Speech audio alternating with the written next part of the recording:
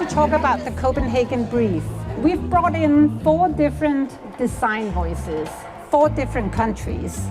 The objective is to get an outside-in perspective on Danish design and not from the inside out. So that's why we're here. We are going to look at design today. We are going to look at the future design. And we are going to have a discussion, or at least a conversation, of what matters when we are looking at design ahead. So I can't wait for today. I would like to ask you to introduce yourselves, each of you. A short introduction, and I will start with you, Renske. Oh my God! And I'm always very long in my stories. But I'm Renske Schreimer. I'm from the Netherlands. I was born in Leeuwarden, which is in the north of the Netherlands, and I like to tell that because it's a special region in my country where they have their own language, and where you can still feel like the wisdom from whatever. I was trained as a journalist. I've been working in the field of journalism, news journalism, for a long time. And then I followed my passion to arts and design. I've been writing about design for, I don't know, since 2004, I guess. And later on, I became a placemaker as well in my city where I live. So I work on rebuilding ecosystems. And for now, I have the feeling for the first time that everything comes together, and that this day was, I couldn't believe that this day has come to sit here with these beautiful ladies from all over Europe. So my name is Sara, and I'm based in Sweden. I'm from Sweden. And nowadays I am some sort of a color expert. I was always interested in color, even as a child. So when I went into design and interior design, I didn't study in Sweden, I studied in Barcelona, which even further prolonged my interest in colors and design. So today I work as a color expert for Swedish brands and also a little bit here in Denmark. And I also teach interior designers and architects about color. Thank you, and thank you. Thank you very much for being here this morning. Thank you to Kvik to join us, and of course to launch this very important message for all of us. What's happening through design and how design is a key to resolve, is a key to give us a new vision on creativity and innovation. That is the key of my work. I work on analyzing what is design during this 21st century, and in 3 fields. I'm a professor. I am a professor in Politecnico di Milan, Polydesign. I'm a professor in Madrid, in the School of Architecture, and Universidad Internacional de La Rioja. And that is very important for me. I manage Trends Labs, which is what's happening today and what is going to happen in the immediate future. I write for several media since 25 years ago, all around design, analyzing trends, analyzing talents, analyzing what design have to say about society and culture.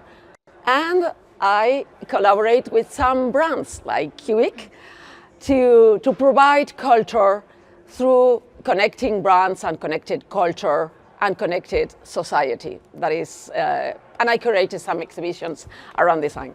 Thank you very much, and I'm so happy to be here with all of you to participate in this conversation. Thank you very much. My name is Saskia. I'm originally from Germany, but I've been living in Denmark for the past 10 years. I kind of got influenced if you look at the colors that I'm wearing. I think that is a classical thing that people think about Danish design and culture, but I think it's so much more. And I'm specialized in furniture design, but I also do small products, living accessories, and lighting. And a couple of years ago, I've been in something that I call my own climate crisis, because it was hard for me to design new products and put them into our world that really doesn't need it. But as we talked about, it's our passion, and our cultures and societies, they need new development and new design. And that is what I try to find my way through. Thank you so much for the introductions. I hope you now got an idea of who we are talking to here and what kind of specialist we have here today. So I want to start to talk about design today. That's our first goal. And I would like to ask you, Renske, the first question. When you think about Danish design today, what does still feel distinctly Danish, and what has changed? Wow, what a question. I know. Yeah. When I think about Danish design, I feel that you Danish have protected yourself very well for a very long time. So Danish design was actually something we discussed outside of Denmark, and you were still talking about arts and crafts and fine arts and folk art instead of design. And I think that is very precious today, because we need to get rid of design and get back to arts and crafts and poetry and love and relations and friends and sisters. So I think you preserved very well, and we loved your stuff all the time. We kept loving it. So you preserved, yeah, what can I tell? You preserved arts and crafts and life and love. So Danish design, what is Danish design? Maybe my sisters can explain. Thank you so much, Renske. I'm curious if I can ask you, because for me, Danish design is the like, you have functionality on the one side, and then you have craft and art on the other side. For me, that interlink between functionality and then arts and aesthetics. I have the core things. Yeah, but it's always been so difficult for me, this whole situation about, is it functional or should it be functional, or is it art, and are you an artist? And it really, I'm done with that. I mean, design, and I actually like to get rid of the word, but that will take some time. But I think it is about, what do people need? They need a roof above their head, they need some space, they need fresh air, they need fathers and mothers and brothers and sisters, and they need playgrounds, and they need food. And how can we provide? And design has become something like a solitary word, and it stands for like some technical term and maybe something VIP. But I think that's not what it's about. Of course, it needs to be functional, because if it's not functional, it's art, and that's good. We need art, we need paintings and music for our hearts, and we need a chair to sit on. It's not difficult, but it was made so difficult, and it took me years interviewing and traveling and meeting and smelling and touching and writing to understand design is just nothing. It's just a word, and it puzzles us, and we've been in a century of confusion, which is okay. But like 150 years ago, my grandparents were on a farm, and they made everything themselves. Like the ropes they needed on the farm, and the milk and the cheese and the whatever. So it's not that long ago that we knew what we had to do. Okay, thank you. That was kind of a large answer for... Yeah, you have to stop me. I love it. Next question is for you, Saskia. Has Danish design become more relevant internationally in the recent years, or more predictable? I'm curious, and be honest. Yeah, difficult question. I think it has become more relevant in a sense. You were talking about the inside out and the outside in. I think a lot of internationals are joining the Danish design. I think Danish design has become more open to welcome internationals and welcome new perspectives. And I think you can see that a lot at the 3 days of design, that young designers are exhibiting art pieces.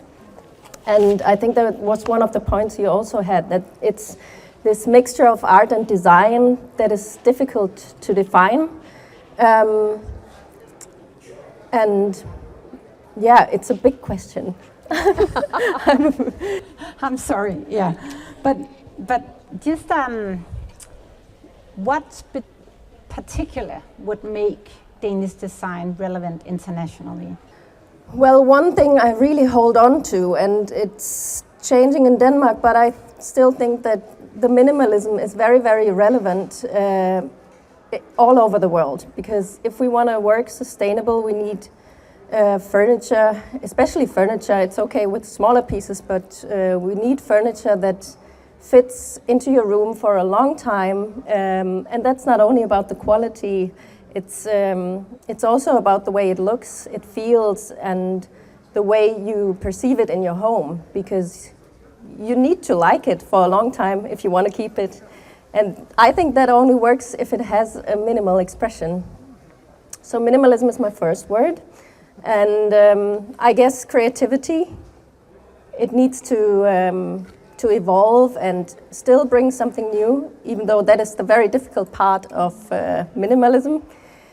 And as the third word, I would choose maybe openness. Be open, yeah, to let the internationals join, like me, but also everybody else, and let colors come in and try to explore. Yeah. Perfect answer. I love that you pulled in creativity coming from Creative Denmark, so thank you for that. Okay, Marisa, you are very international in your work, and you have a very good idea of what is happening internationally. So I'm curious, what do international audiences look for in Danish design today that they perhaps didn't 10 years ago? Well, first of all, I came from South. I'm from Spain, I'm from Madrid, and I work half and half in Italy, and I have a collaboration also in Maison Objet in Paris since 4 years ago. And I can tell you, from Spain, from Italy, we admire deeply, truly, Danish design and Nordic design. Why? You can see the design, but you can perceive it. And that is the key of design today. It's connected with us as a human being.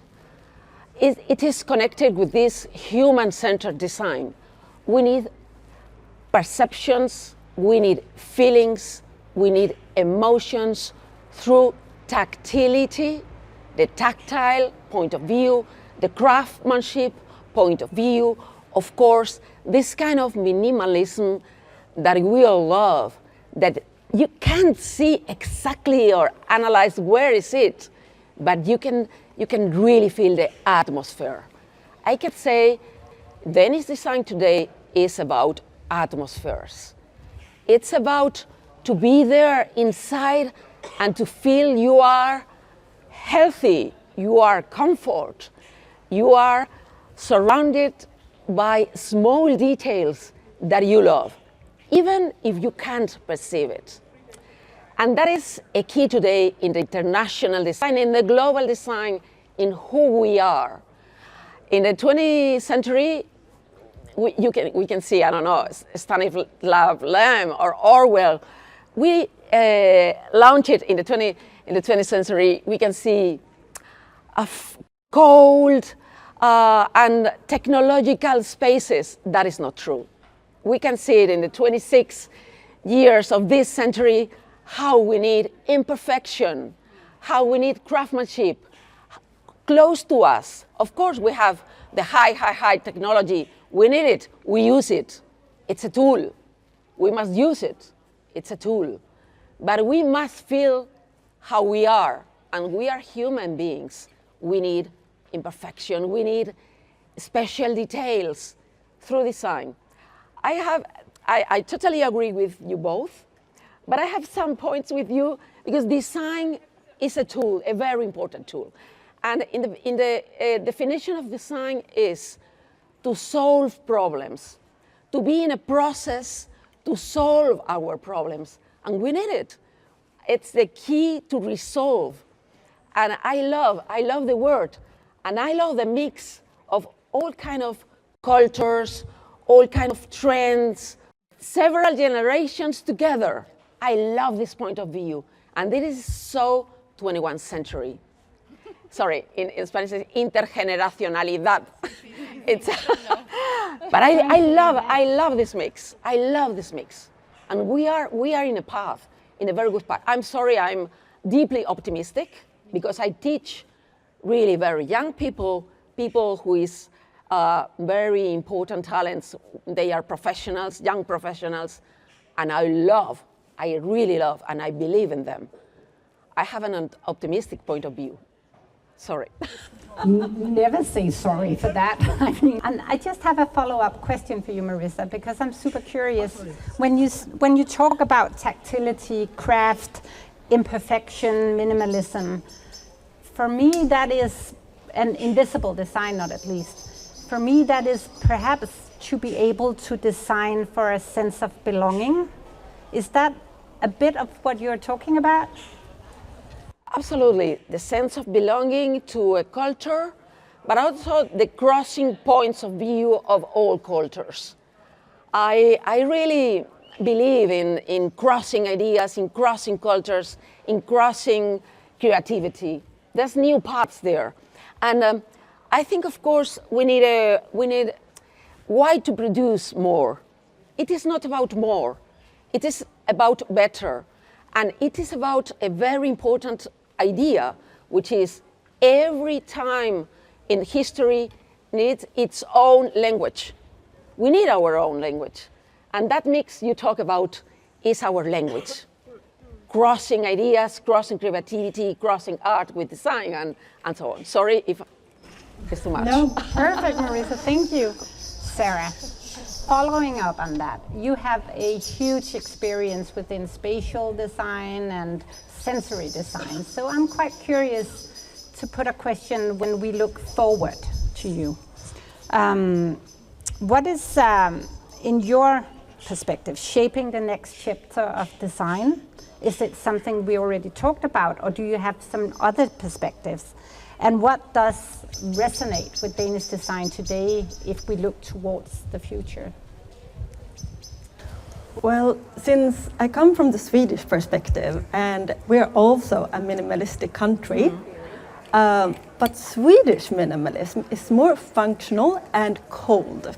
If I look to Danish, we like admire Danish design. It feels like our big brother that we're always like looking up to.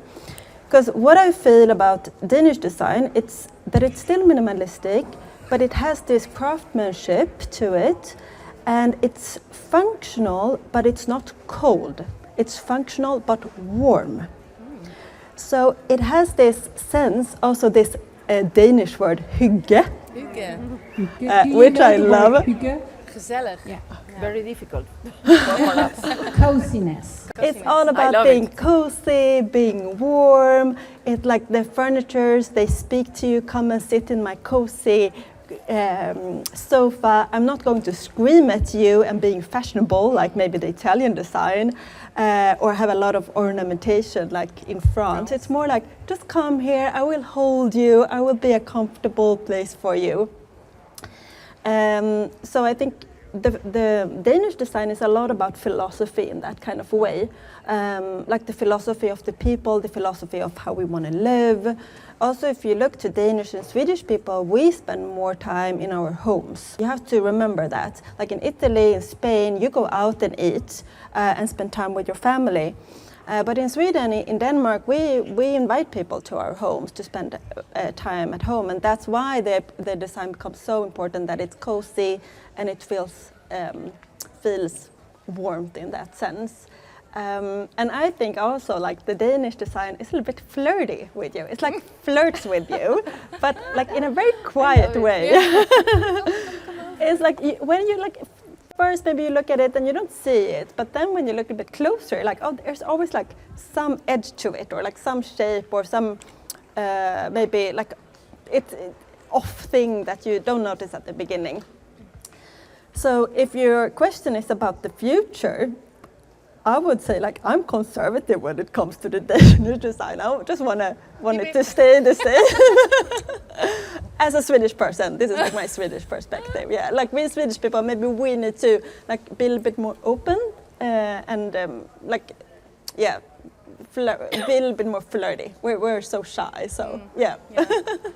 I absolutely love that you're calling it flirty. Once I heard somebody call the Danes the Latinos of Scandinavia in terms of being a bit flirty. So I love that. South. Exactly. Yeah. Well, thank you.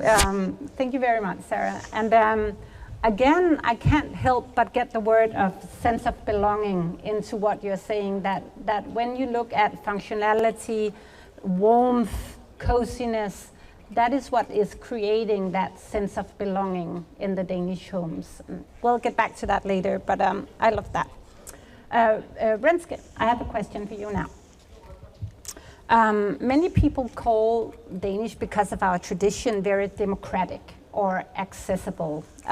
We also heard that word earlier. In your perspective, can Danish design remain democratic and accessible, but also keep that aspirational touch to it? Yeah, I loved your CEO saying that Danish design was or needs or is beautiful, better and accessible. Agree. Why make something that is not beautiful better and accessible? So yes, I think it can stay as it is. I think we don't need more stuff. I agree on you, Saskia. But if we need more stuff, they should meet up with just the normal criteria. Like, yes, functional, it would help. I mean, if you like fall off your chair, then it doesn't work. It needs to be beautiful. It needs to be flirty. It needs to be tactile. It needs to be sustainable. It needs to be rooted in your landscape. Well, that's what we call in the Netherlands, oh no, not only in the Netherlands, but you have the R ladder of sustainability, the R ladder, the R, like with all the R's, also so technical, I can't remember, like reuse and reproduce and whatever. Recycle. I also find it very difficult. I mean, you can like keep this beautiful cabinet I have in my room. My mother-in-law passed away last month. And she had a very beautiful Danish cupboard. You could connect it, and I have most of the parts. And one part it fits in my living room right now. And now that you tell me it's flirty, I understand why I keep looking at it, because it's like very minimalistic, but it's curved, and in this curve there's like lines. So I want to feel it. And the shelves, they have this like they're flat, and then they go whoops. And I want to put my precious stuff in there, and I keep a lot of precious stuff. I'm like you, I'm very conservative. I have my stuff somewhere there, yeah. So they're in this cabinet, so it didn't cost me. It didn't cost me anything.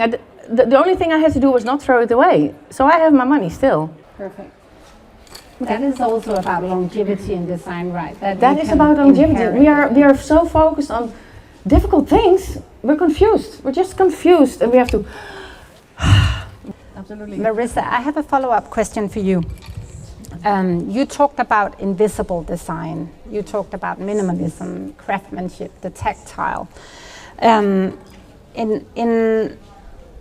Is good living changing, I was wondering, because you're talking about the invisible stuff, the more minimalistic stuff, not the grand design kind of stuff. So I'm quite curious, is good living changing, and what do we need to kind of create that? Well, I think over minimalism, we need authenticity. We need truth today. We can't stay with some copy around. And I have a line with you with the democratization of design is not to copy. And that is so important, because there's a huge investment on innovation of the brands, on designers, which is creativity, which is step forward, okay, and not copying.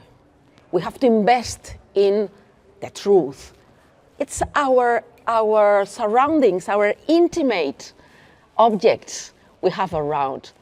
I need, like you say, timeless, the concept of timeless. That is so important, I think, for us. But I really appreciate, and we have to celebrate, the effort of brands like Kvik, because they are in the middle point trying to bring us comfort, healthy textures, healthy materials, but with not a luxury prices. Please, we need this kind of effort from the brands. I agree, thank you.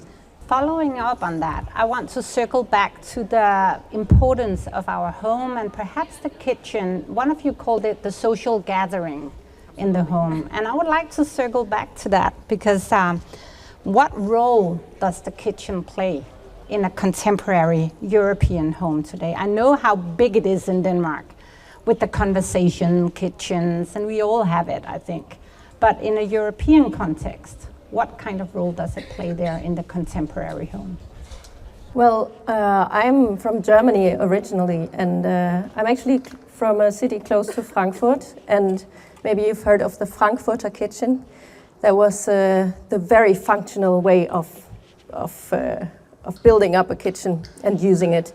And I would say back home, that is still how people often see the kitchen. I'm wishing for a more social way of using it as we do in Denmark. But I would say it's still different in Germany.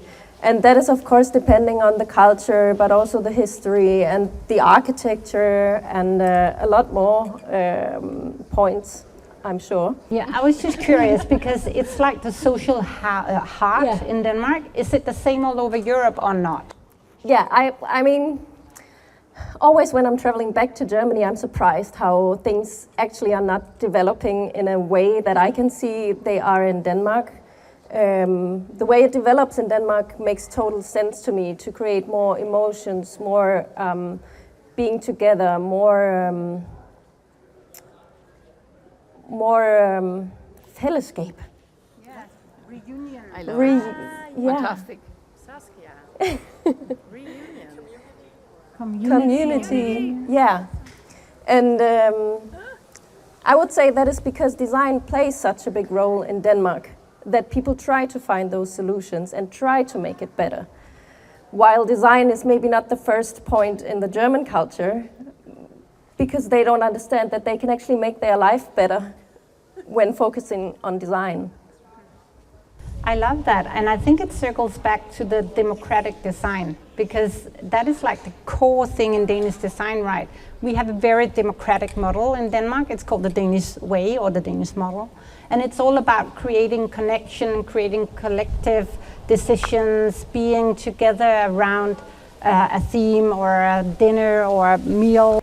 Both Denmark and Sweden, we have quite big homes, but if you look at a European context or in general, homes are becoming smaller worldwide.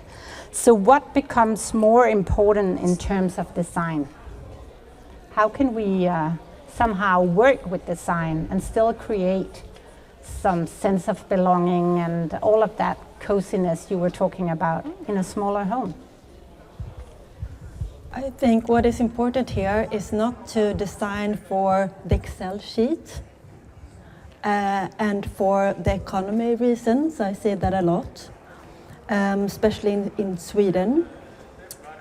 I would love us to have not just like measurements in the center of our design based on how we can make things as cheap as possible, because like the value of family, friends, love, raising your children, having parties, connection, community, all those things, they don't fit into the Excel sheets. Like, how do you measure that? You cannot. You cannot, right?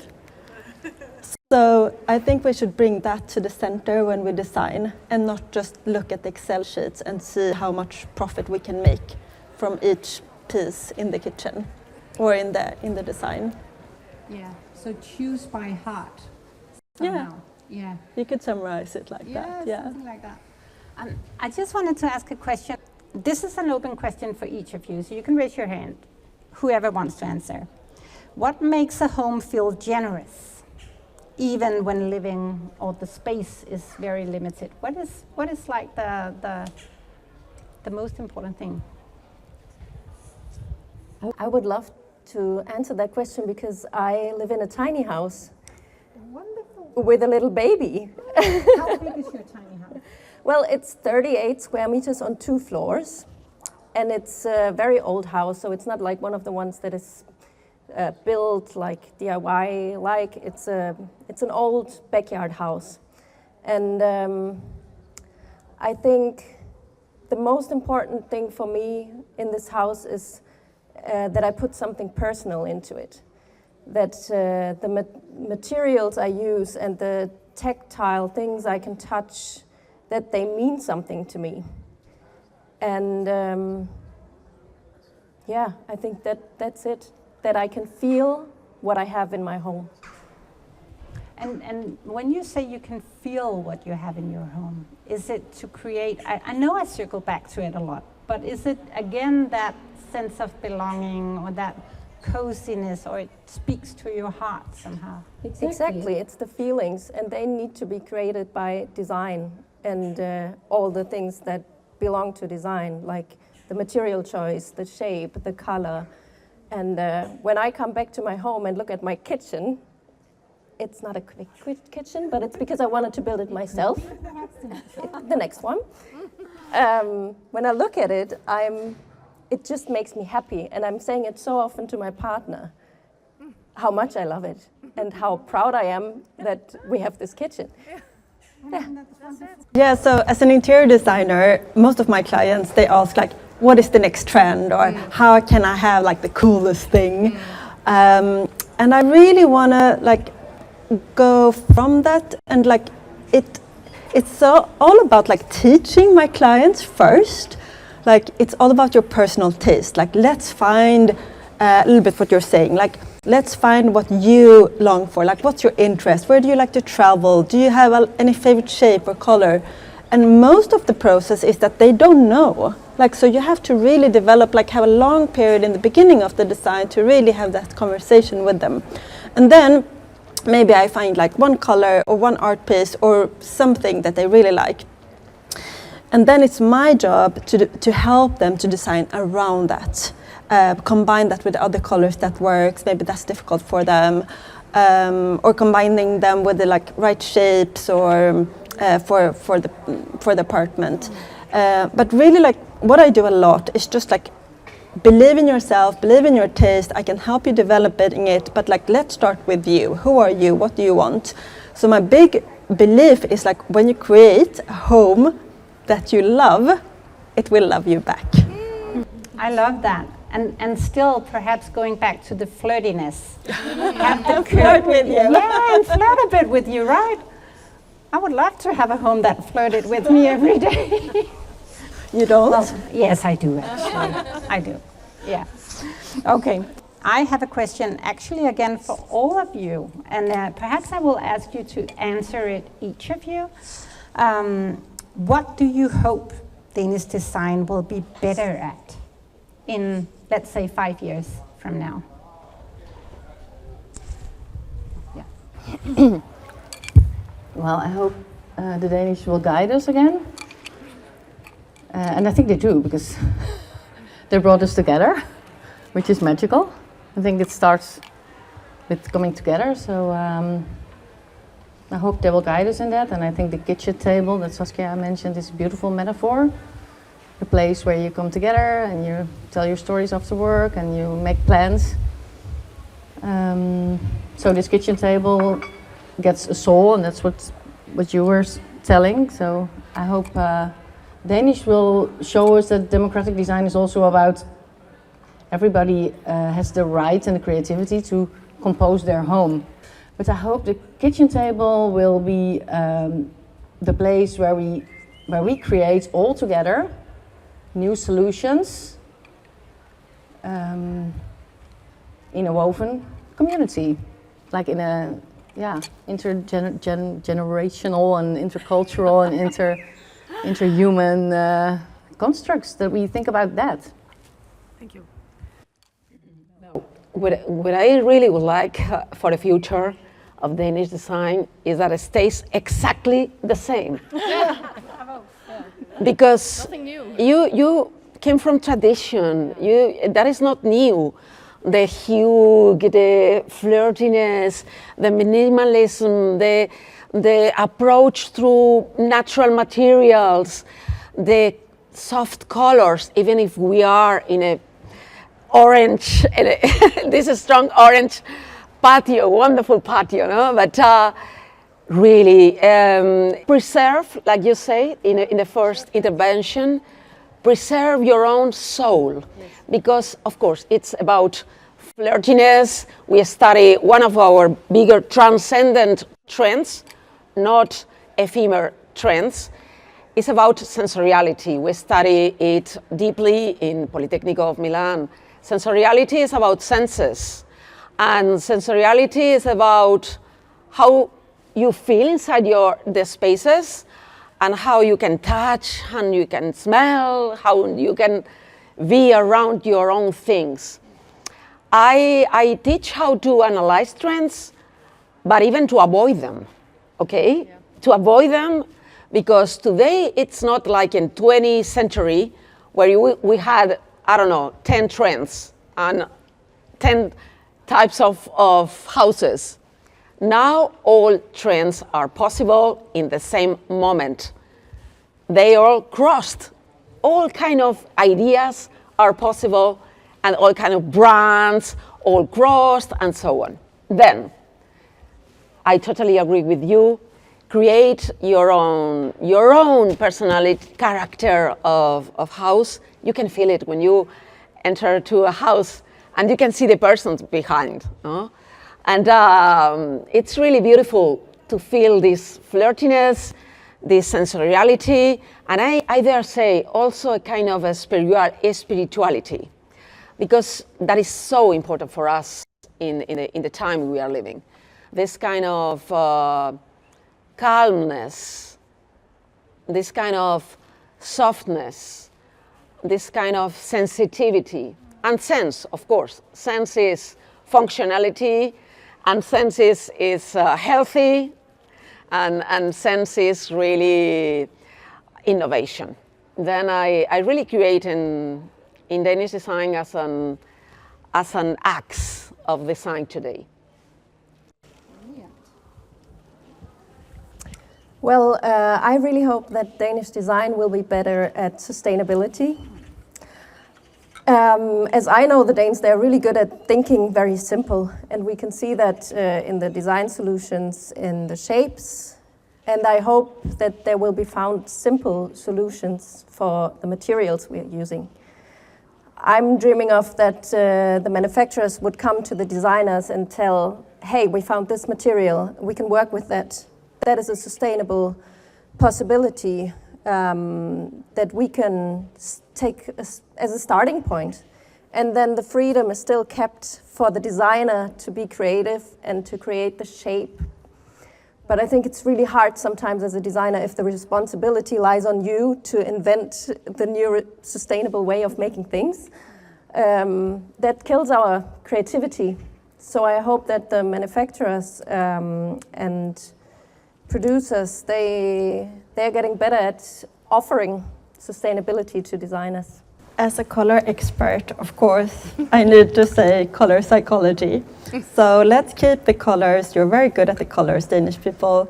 But today we have the study of the science behind color psychology. We know neuroaesthetic, neurobiology. We have all the evidence. So let's try to bring the colors to the spaces where they belong. Like each color has their own purpose and belonging, and we can really help ourselves, our nervous system, to calm down if that's what you want with the color, or be active if that is what you want to do in the space. So really like use the colors and the property of the colors in design and frequency architecture. Bravo. Absolutely. Okay. The time has come for a sum up. so I will try to cover up all of these brilliant women, I have to say, all female brilliant women, and kind of make a sum up. But we're here to make a introductional note, perhaps, for the Copenhagen Brief. I will start with what Marisa said, stay the same when we are talking about Danish design, but more sustainable. I like that in material wise. But another thing is, the first thing I want to highlight actually other than that is quality and longevity. We've talked about invisible design, the minimalism design, how a design tradition praises material and craft, not as luxury, but as a commitment to things can last. That's the first thing. The second thing is connection. How our home, how our kitchens, how our design actually can play a huge role in designing gatherings, in designing connection, in designing that sense of belonging that I like to talk about also. So that's the second one. The third one is commitment to sustainability, to honest materials, and the idea that good design and responsible production has to be there. There is simply no question about it. Has to be there. The fourth one is well-being. Not wellness as a trend, but the deeper idea that spaces we live in shape how we feel, speaks to the heart, as we've talked about also. That also combines the colors, the flirtiness, the sense of belonging again.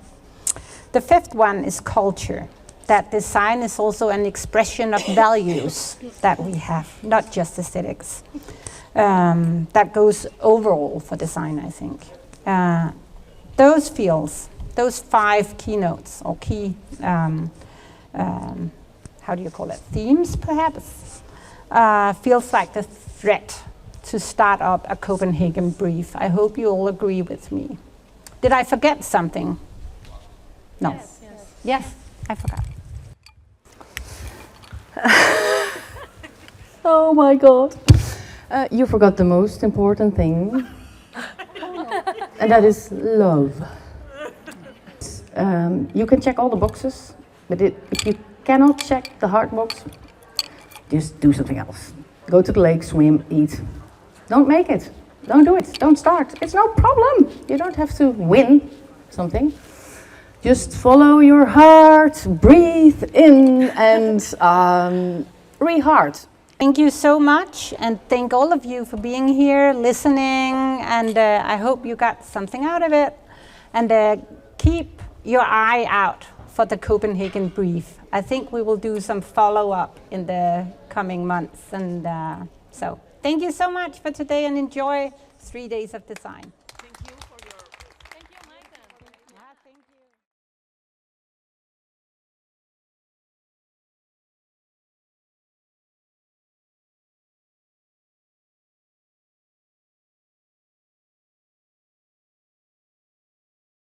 And Anja and I were thinking of this morning. We're in a very lovely house in the